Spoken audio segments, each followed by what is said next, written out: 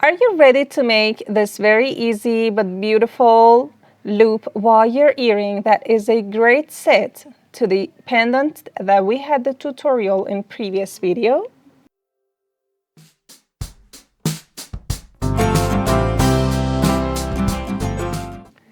The previous tutorial was about making this loop wire pendant, and today we are going to make a very similar shape for this pendant. And what we need, first of all, 1 mm thick wire for the main frame, and also the thinner wire of about 0.4 or 0.5 mm thick. Also a mandrel. I'm using my ring mandrel or any other cylindrical shapes. The main tools, round nose pliers, chain nose pliers, and wire cutter is also needed.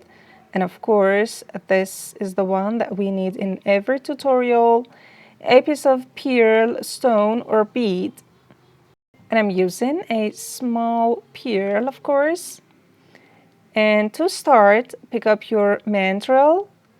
The diameter that is needed is about 4 or 5 centimeters, and then wrap 1 mm thick wire all around, and this is one wrap when the end and starting point meet each other. And I'm going to continue wrapping it for about 1 centimeters. Then to cut it out, and this would be the main structure. And what we need now is to make 2 loops with our round nose pliers on both edges.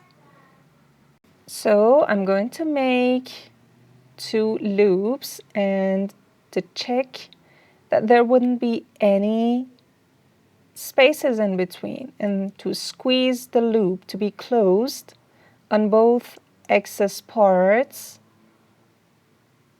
at left and right.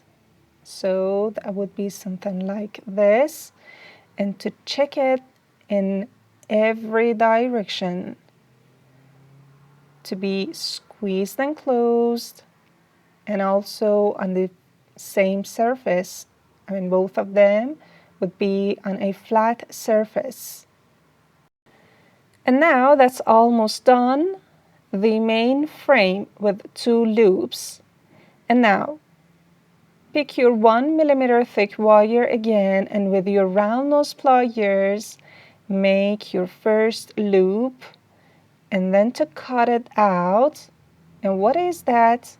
The jump ring that we had the tutorial before on how to make it, how to cut it, how to open and close it. If you don't remember how to, please go to that video, and then make 4 of them. Now open one of them, and to open it up, we need both of our tools. I need my round nose pliers to open it up, and then insert it in one of that first loops, and then to close it. And again, I'm using my both tools to close the jump ring, and to check it out, to squeeze and close it.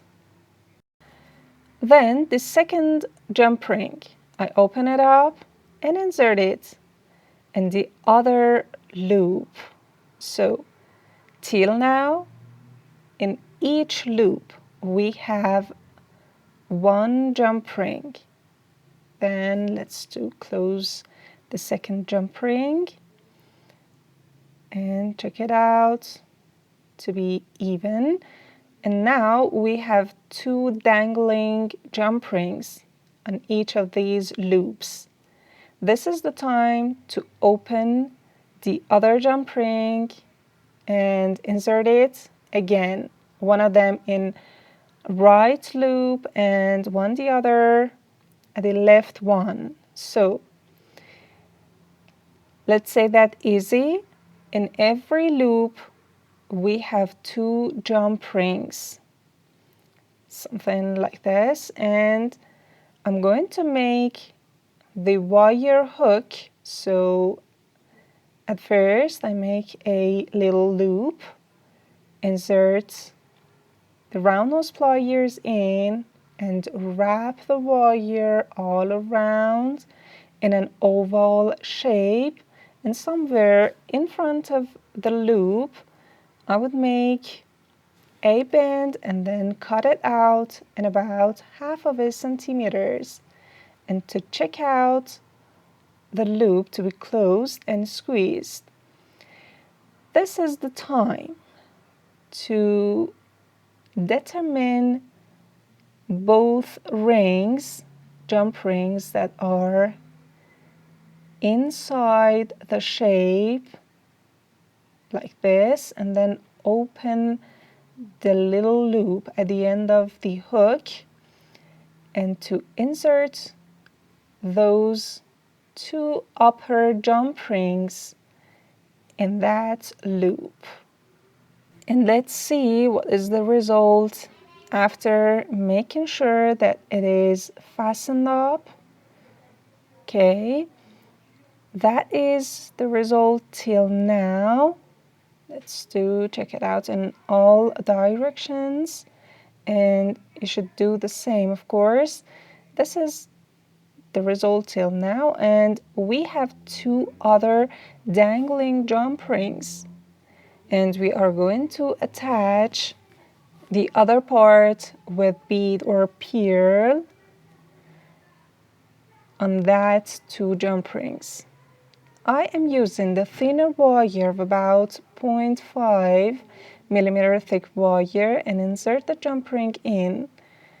If you have a bead or pearl with a bigger hole, you could use a thicker wire, for example 0.8 thick wire, and then make a little loop at the end, and with your chain nose pliers squeeze it a bit, and at the other side make a 90-degree bend, and with your round nose pliers make one loop, just like when you are making a jump ring, and then continue that to make another one besides the first, and then wrap the wire all around at the bottom of these two loops, and then cut the excess part of the wire, and to open those jump rings one after the other, let's open one of those dangling jump rings, and then insert that piece onto that, and then close it. Just like we open and close a jump ring, we do that with our both tools, and make sure that is closed well. Now we have another jump ring at left, so let's open it up again with our tools, and to insert the dangling part on that jump ring too. And that is ready. Could you believe how easy? Hope you would make one and enjoy it so much. Are you going to make? Please comment it below for me. Thank you so much. Bye-bye.